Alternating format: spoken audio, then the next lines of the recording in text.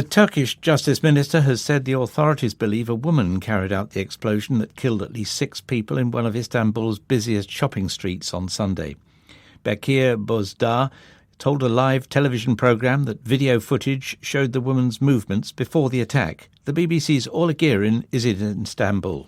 The Justice Ministry has said she was sitting on a bench in the area for about 40 minutes and that after she stood up and left the area that a bag exploded. Now, it's unclear if she detonated that blast or if somebody else did or if there was a timer indeed in the bag. This has definitely come as a shock to this city, even though there have been bombings here in the past. That was back mainly between 2015 and 2017, bombings not only in Istanbul but also in Ankara. And people have been very much worrying, are we back to that? The Ukrainian President Volodymyr Zelensky has said that investigators have uncovered more than 400 war crimes in areas of Kherson abandoned by Russian forces as they retreated. Speaking in his nightly address, Mr. Zelensky said the bodies of civilians and soldiers had been found. In the Kherson region, the Russian army left behind the same atrocities as in other regions of our country where it was able to enter. We will find and bring to justice every murderer without a doubt. The battles in Donetsk region are as intense as in previous days, and the level of Russian attacks is not decreasing. An overnight curfew is in place in Kherson as the security situation there remains tense. Russian troops are dug in on the opposite bank of the Dnipro River.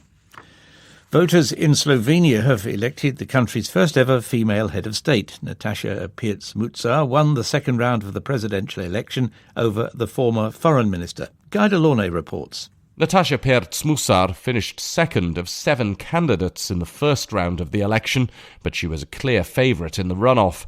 Her opponent, Anže Logar, was backed by former Prime Minister Janez Janša. Ms. Pirc-Musar ran as an independent, but she was well known in Slovenia after stints as a TV news presenter and information commissioner. She was also the lawyer for the former US First Lady, Melania Trump. Slovenia's presidency is largely ceremonial, but the new head of state says she'll work for democracy, human rights and tolerance. Tens of thousands of people have taken to the streets in Mexico to protest against electoral reforms that have been proposed by President Andrés Manuel López Obrador.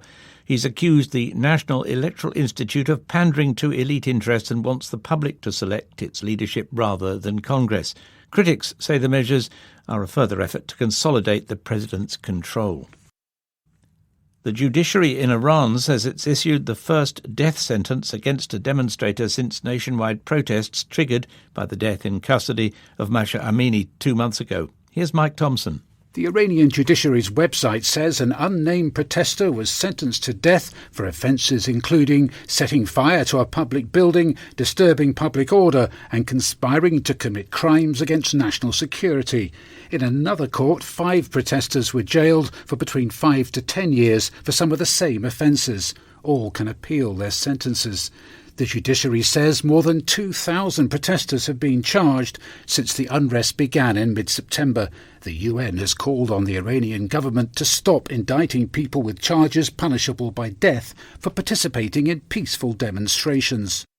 South Africa's president has said the government's main priority needs to be tackling widespread poverty. Cyril Ramaphosa said he would seek to boost social grants to help people struggling with a cost of living crisis.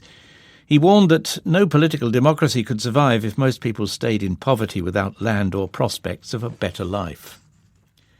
The authorities in the northern Indian state of Punjab have banned the public display of firearms by individuals following some high-profile killings.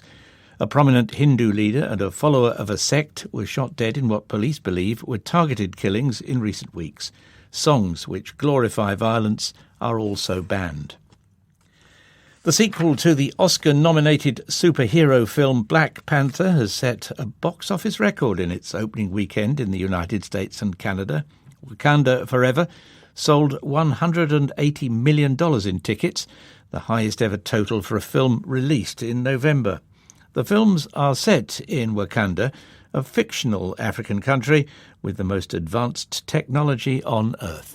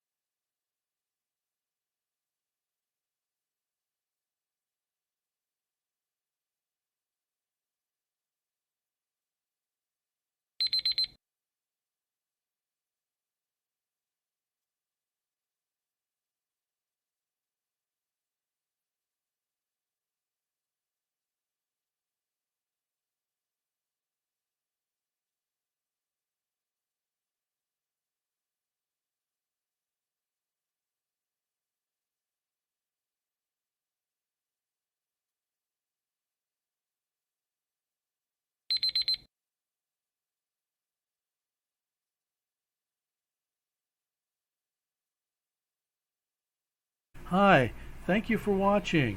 I hope the videos are useful for you. Please subscribe to my channel using the button below.